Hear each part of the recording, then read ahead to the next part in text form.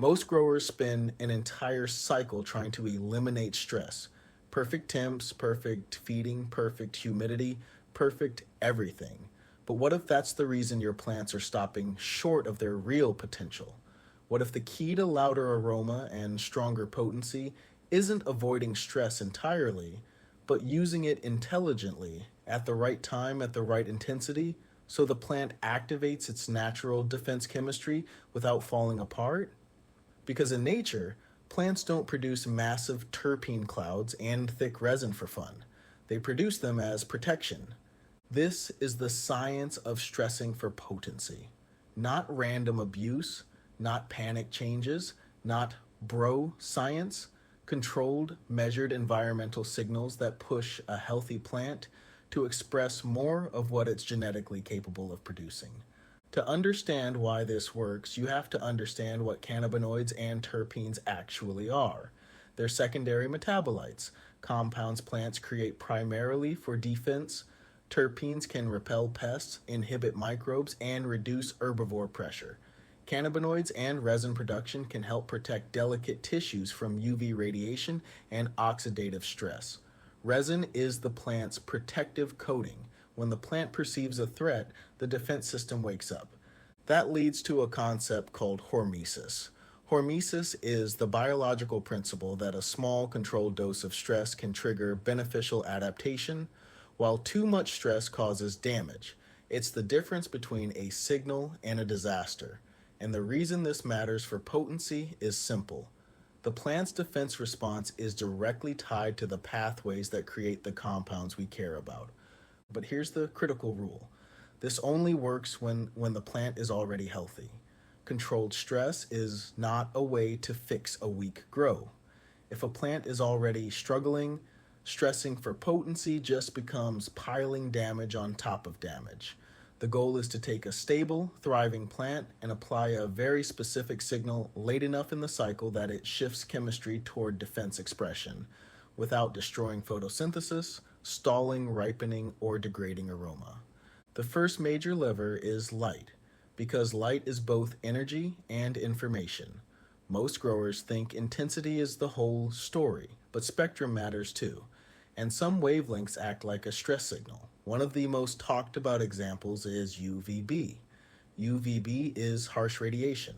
Plants interpret it as a threat, and one of the ways plants protect themselves from UV stress is by increasing protective compounds, especially resin and related metabolite production. That's why UVB is a real tool, but it's also one of the easiest ways to overstress a plant.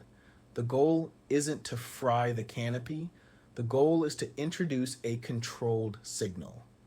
UVB works best late in flower, when the plant has already built most of its biomass and is in the ripening phase. A smart approach starts low and builds slowly. Short exposures introduced late are often enough to trigger a response. Push too hard, and instead of potency, you get bleaching, leaf damage, slowed photosynthesis, and sometimes a worse final product. Spectrum control can also be used in gentler ways. Many modern fixtures let you bias the spectrum toward more red late in flower. This can support efficient photosynthesis and finishing behavior, but it has to be paired with a stable environment so you're not accidentally cooking terpenes off the plant. Far red is another wavelength people use to influence signaling and end-of-day responses, but it isn't a magic potency button. It's a tuning tool. When used correctly, it can shape plant behavior. When used blindly, it just adds variables without clear benefit. The second major lever is temperature. Temperature isn't just comfort, it's chemistry. Terpenes are volatile. Heat pushes them into the air. Cooler conditions help preserve them, and temperature fluctuations act as a signal that can change how the plant finishes. This is why some growers use controlled temperature drops late in flower, not a dramatic crash, not a shock. A modest, controlled change that keeps the plant productive while shifting conditions toward preservation and defense expression. When temperature manipulation works, it works because it stays in the hormesis zone. The plant is still ripening, it's still drinking, it's still building, but it's also receiving a clear environmental cue that conditions are changing. That cue can influence resin expression and terpene retention, especially in cultivars that respond strongly to environmental shifts. The mistake is going extreme. When growers chase big stress, they often trade quality for problems.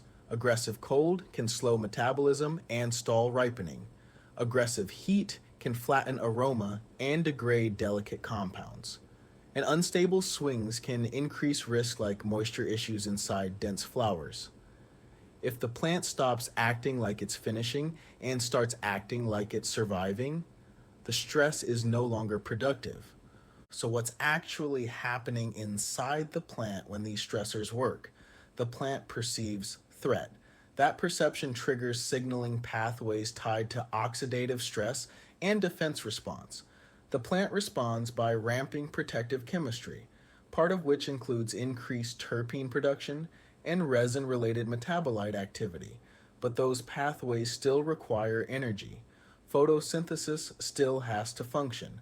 The plant still has to be stable. That's why stressing for potency is really a balancing act. Enough signal to trigger defense expression, but not enough disruption to slow the plant down. Different stressors can favor different outcomes. UV-related stress tends to be associated with protective responses tied to radiation defense and resin expression. Temperature strategies often influence terpene retention and finishing behavior because they change volatility and metabolic rate. Other stressors exist too, like mechanical stress or aggressive defoliation, but these are higher risk late in flower because they can disrupt ripening and increase instability in sensitive genetics. Not all stress is created equal. Some stressors act like clean signals, others act like trauma. That brings us to the most important part, precision. Timing and intensity decide everything. The best potency stress strategies are applied in a narrow window, typically late flower when the plant is already mature, already resinous, and already building secondary metabolites. In that window, small changes can shift the plant's chemistry without ruining structure. Outside that window, stress can steal yield, reduce vigor, or cause chaotic growth responses. A plant that's responding well to controlled stress still looks healthy. It stays upright, it continues drinking. Bud development doesn't stall, leaves don't rapidly bleach. The canopy doesn't suddenly look washed out or crispy. The response you want is subtle. More resin, stronger aroma, better finish. The signals that you push too far are obvious. Sudden bleaching, harsh leaf damage, stalled growth, foxtailing from stress, or a general collapse in plant posture. The moment you see those signs, the stress is no longer a tool, it's a mistake. Genetics also decide how far you can push. Some cultivars love controlled stress and respond with louder terps and heavier resin. Others respond with instability, reduced density, or stress expressions that harm quality. That's why experienced growers treat stress as a measured experiment, not a universal recipe. You introduce a signal gradually, observe the response, document what happened, and refine it, cultivar by cultivar. The future of this is smart stress, precision-controlled environments, real monitoring, and repeatable patterns instead of guesswork. Modern grows are moving towards systems that can apply stable, controlled fluctuations, spectrum tweaks, temperature patterns, and measured exposure windows without chaotic swings. This is how you push genetic boundaries responsibly, not by abusing the plant, but by speaking the plant's language with precision. So here's the takeaway. Stress isn't automatically bad.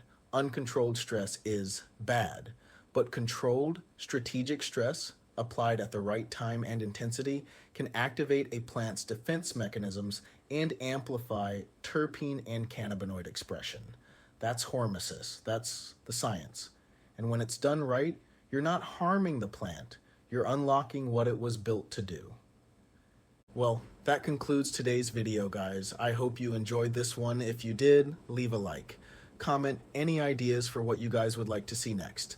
And as always, I'll catch you on the next one. Peace.